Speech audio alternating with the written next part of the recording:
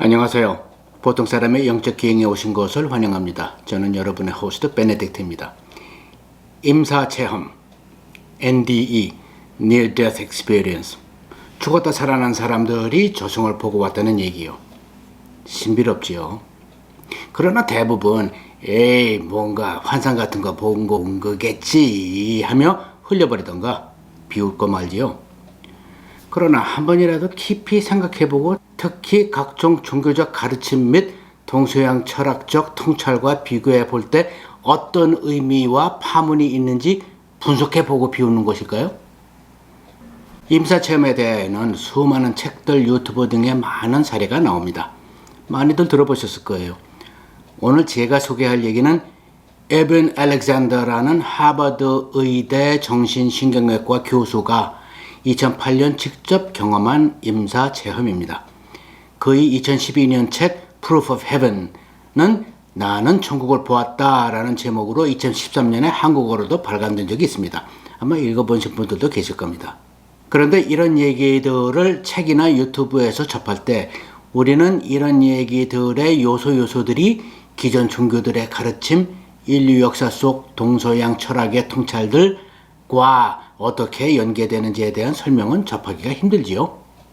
그래서 오늘 우리는 바로 이 점을 분석해 보려고 합니다. 마침 알렉산더 교수의 경험담은 그가 세계 최고 수준의 뇌과학자이기에 매우 논리적으로 과학적으로 저술되어 있습니다.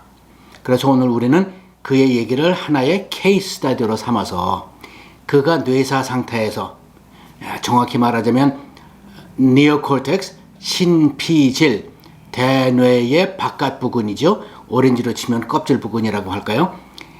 인간의 논리, 기억, 언어, 감정, 시각 및 청각의 의식을 담당하는 기관이지요. 그것이 100% 셧다운된 상태에서 경험했다는 Ultimate Reality에 대한 주장을 하나하나 분석해 보도록 하겠습니다. 알렉산더 교수의 집안을 보면 사실 상당히 빵빵해요.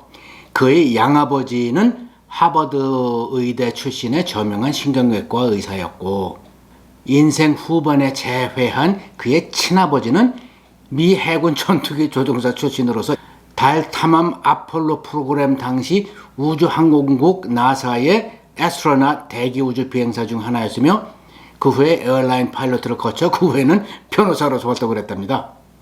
알렉산더 교수 자신은 듀크 의대에서 뇌신경 내분비과를 전공하고 하버드 의대에서 약 15년 교수직을 거쳤습니다.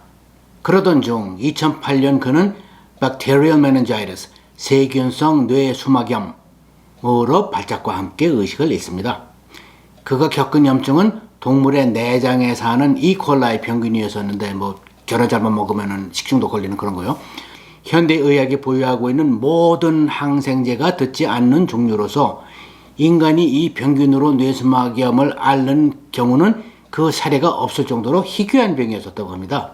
의식을 잃은 후 그는 7일간 코마 상태에 들어가는데 그 기간 동안 앞서 말했듯이 그의 니오콜텍스 즉 대뇌의 신질피는 병실에 있던 뇌활동 측정 기기의 기록에 의하면 완전히 작동을 멈춘 상태였었다고 합니다. 즉 논리, 기억, 언어, 감정, 시각 및 청각의 의식들이 전무했었던 것이죠. 그는 이 임사체험 이후 이유 없이 즉 약 효과 때문이 아니라 깨어나고 완쾌하여 정신까지도 완전히 돌아왔는데 이는 세균성 뇌수막염의 경우 있을 수 없는 일로서 의료 역사상 유일한 케이스로 남아있다고 합니다.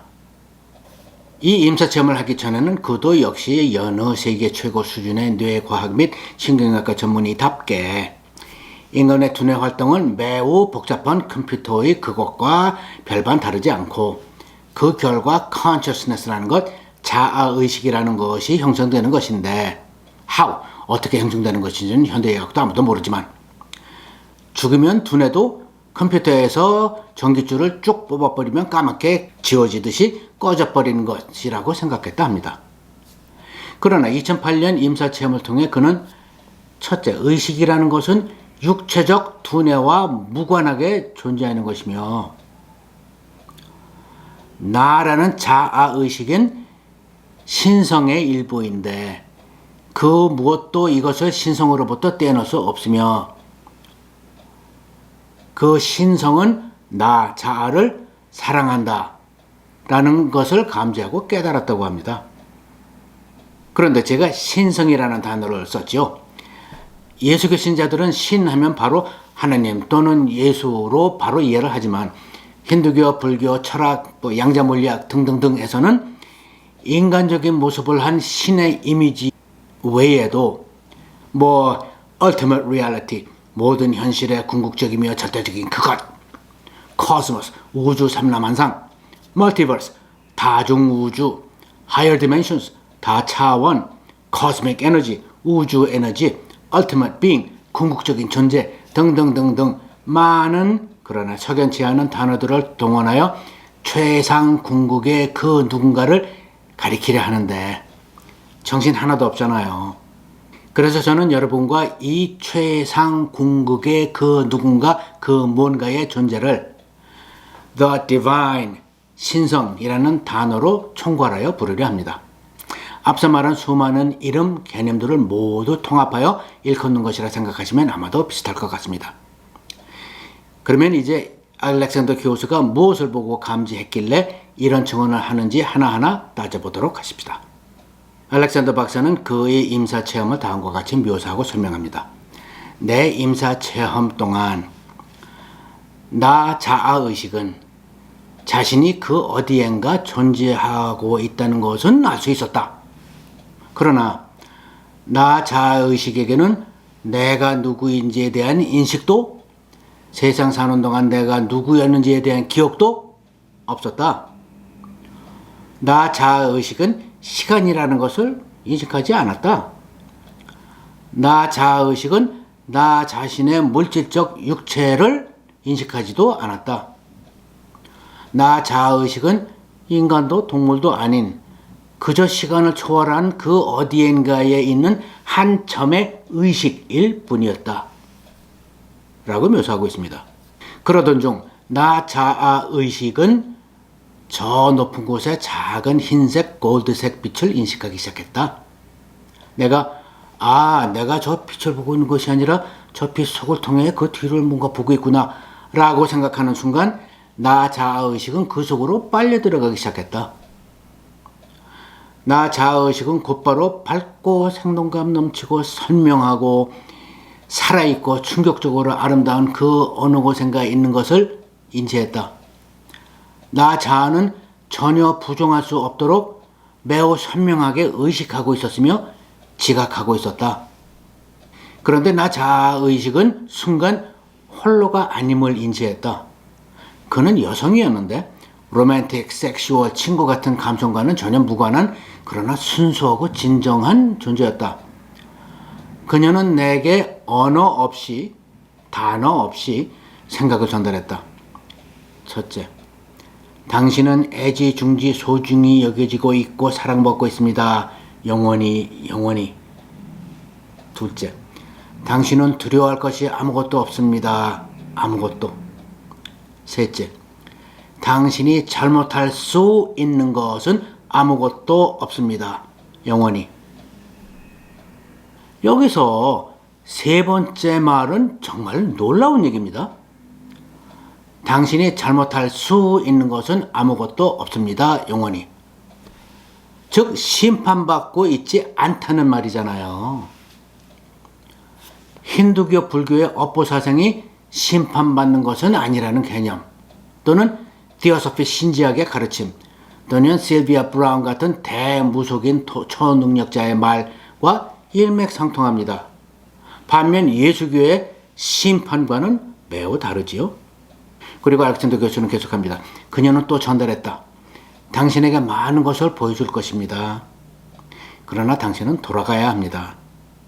그리고 나 자아의식은 어느 높은 곳에서 울려 퍼지는 장엄하고 영광스러운 성가, 독경 같은 것을 들었다. 그런데 나 자아의식은 또한 보는 행위를 통한 인식과 듣는 행위를 통한 인식이 구분되고 있지 않음을 또한 인지하고 있었다. 모든 것은 확연히 구분되었으나 동시에 또한 구분 없는 일체일 뿐이었다.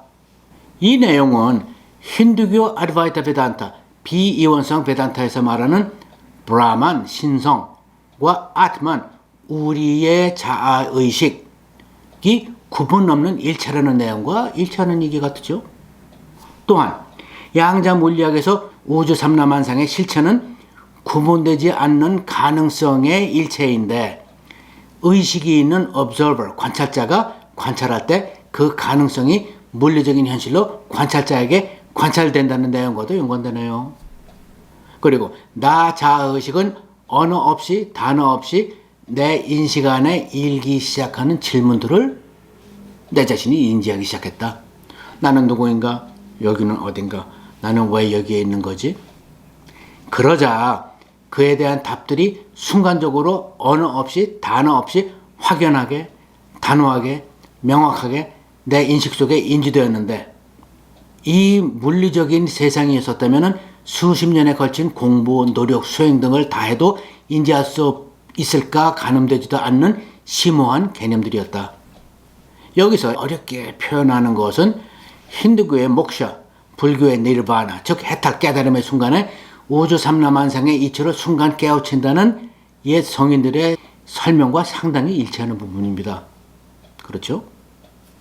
나 자아의식은 흡사 어머니 자궁 안에 태아형 자세로 웅크리고 있는 것 같은 내 자신을 인식했는데 그 어머니는 곧 God, 창조주, 즉 The Divine, 신성이라는 것을 이유 없이 언어를 통하지 않고 확실하게 인지했다. 그 신성은 우주 삼라만상 그 자체였고 그것이 또한 내가 자궁이라고 표현한 그것이었는데 그 신상과 나 사이에는 어떠한 거리나 구분이 존재하지 않았고 이것도 역시 잠시 전 얘기한 힌두교 양자 물리학에서 말하는 ultimate reality, 궁극적 현실과 일치하는 얘기죠. 이유 없이 언어로 통하지 않고 나 자아의식은 그 신성이 옴이라는 대명사로 일컬어짐을 인지했고 나 역시 그리하였다. 잠깐만요. 힌두교 불교에서는 옴 또는 만트라가 가장 신선이 되는 주술 중에 주술이지요. 신비하네요. 알렉산더 박사는 동양 종교 철학과는 전혀 무관한 일개 미국 과학자였는데요. 신기하게도 옴은, 즉 신성은 우리 인간들이 알아볼 수 있는 인간적인 감성들을 지녔다는 것을 인지할 수 있었다. 즉 따뜻함, 온화함, 자비스러움, 애처로워함 등등 아이러니나 유머까지도 이 신성으로부터의 답변들 또한 따스하고 온건하고 인간적으로 감성적이었는데 그 답변들은 내게 언어로 가르쳐지는 것이 아니었고 그저 통찰이 내 자아인식 안에 순간 생성되어 인식되는 그런 방식이었다고 설명하는 것이 그나마 정확할 것 같다. 다시 한번 힌두교의 목샤, 불교의 니르바나, 즉 해탈 깨달음의 순간에 우주 삼라만상의 이치를 순간 깨우친다는 옛 성인들의 설명과 일치하는 부분 아니겠어요. 그리고 그 답변들은 나 자아의식 속에 직접 인지되고 외우려는 노력 없이 영원히 보관되더라. 전부 모두. 이것 또한 인도에 현존하는 사트구루 같은 이들도 비슷한 말을 한 것이 자신이 이 생에서 해탈의 순간을 겪었을 때 상상할 수 없는 양의 지식, 깨우침이 들어왔는데 영원히 지워지지 않는다라고 하더군요. 그리고 이제는 현재의 물리적 현실에 돌아오고 나니 내 제한된 물리적 두뇌로 이 답변들을 프로세스하려는 가련한 나 자신을 발견하게 된다 라고 하고 있습니다. 자, 그러면 옴 신성의 답변들을 나열해 보면 다음과 같다. 첫째, ultimate reality, 궁극적 실체는 하나의 우주로 구성되는 것이 아니라 무한한 수의 우주들과 무한한 차원들을 포함한다. 이거 요즘 물리학에서 밤낮 나오는 얘기 아니에요. 둘째, 그런데 사랑이 그 모든 삼라만상의 근원이다. 오 마이 갓. 이거는요. 예수가 오신 후 인류가 지난 2000년 동안 우리의 물리적 두뇌로 예수가 남긴 말씀과 행실을 바탕으로 해석하고 분석하여 성립한 신학 체계가 수많은 모순을 내포하고 있으나 다행히 내 이웃을 사랑하라 라는 예수님이 역사하신 진리는 예수교의 궁극적인 축이 되었죠. 그 말씀의 진실이 느껴지는 대목입니다. 세 번째, evil, 악이라는 것은 우주 삼라만상 어디에나 존재하는데 악이 존재해야 하는 이유는 악이 없다면 상대적으로 free will, 자유의지가 성립되지 않기 때문이다. 오케이, 그렇다고 치고요. 그런데 신성이 free will, 자유의지를 창조해서 인간에게 부여한 이유는 이 자유의지가 없다면 인간이 자유의지의 선상에서 좋고 나쁜 결정을 해가면서 신성을 향한 성장, 개발을 해나갈 수 없기 때문이다 라는 것을 깨우쳤다 합니다.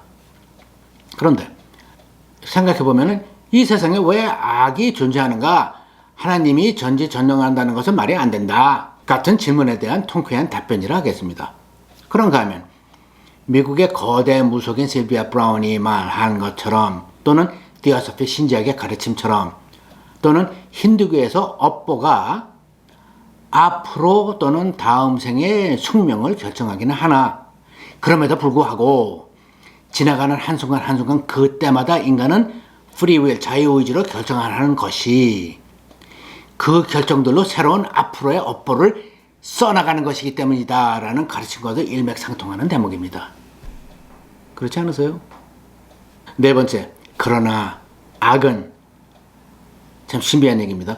우주 삼라만상에 극히 미미한 영으로 존재하며 사랑이 압도적으로 우주 삼라만상에 분포되어 있고 궁극적으로 승리할 것이다 라는 이런 답변들을 알렉산더 박사는 들었다는 것입니다. 그리고 알렉산더 박사는 계속해서 나 자아의식은 또한 다음들을 인지했다라고 말합니다. 첫째, 멀티버스에는 수많은 다른 생명체들이 존재한다. 언젠가는 다른 차원들을 넘나드는 외계인들도 만날 수 있을까요? 잘 모르겠네요, 그거는. 둘째, 저 차원에서 그 차원을 이해할 방법은 없다. 우리가 사는 4차원 세계에서 5차원 세계를 이해할 수는 없다. 반대로는 가능해도. 세 번째, 그 차원으로 갈수록 우리가 우리 차원에서 느끼고 사는 time and space, 시간과 공간의 구분은 흐려진다. 5차원, 6차원으로 올라가면은 아인슈타인인 피직스도 많이 달라져야겠네요. 그리고 네 번째, 모든 멀티버스와 차원들은 그 모두를 내포하는 divine reality, 신성한 현실, 즉 우리가 말하는 신성, 그 거대한 품 안에 모두 존재한다 라는 것이었습니다. 그리고 알렉산더 박사는 이제 나 자아의식은 물리적 현실 세계로 돌아가기 시작하는 것을 인지하기 시작했다 라고 말하고 있습니다. 그러나 두렵거나 불안한 것은 없었다. 그 이유는 신성 안에서 첫째, 나는 영원히 애지중지 소중히 여겨지고 사랑받고 있고, 둘째, 아무것도 두려워할 것이 없으며, 세 번째, 누군가가 나를 심판하는 것이 아니어서 내가 잘못할 수 있는 것은 영원히 아무것도 없다는 것을 인지했기 때문이었다라고 말하고 있습니다. 또한 이 세 가지 진술을 한마디로 요약하면 너는 사랑받고 있다. 이거 한 단어로 하면 사랑이다. 그런데 이 사랑은 시샘하거나 이기적이거나 소유적인 것이 아니고 무조건적인 사랑인 것이다. 우리 모든 인간들은 이 무조건적인 사랑을 애지중지를 받고 있다는 것입니다. 심판 없이. 자, 그런데 잠깐 생각해보면 이 무조건적인 사랑이라는 것은 구약 성서에 나오는 가끔 난폭하고 시샘하고 유대민족과 거래를 하는 야훼, 즉 여호와 개념과는 사뭇 다르지요. 어쨌든 그리고 아무것도 우리 나 자아의식들을 신성으로부터 갈라놓을 수가 없다. 그렇다면 우리가 흔히 상상하는 크리스찬 지옥도 없다는 얘기가 되지요. 갈라놓을 수 없다는 얘기니까. 하기사 심판도 안 하는데 지옥이라는 게 있다는 것은 말이 안 되겠죠. 신비스러운 얘기입니다. 이러한 진리 중의 진리를 인지했기 때문에 나는 두려움 없이 지금 사는 물질적 현실로 돌아올 수 있었다. 라고 알렉산더 박사는 말하고 있습니다.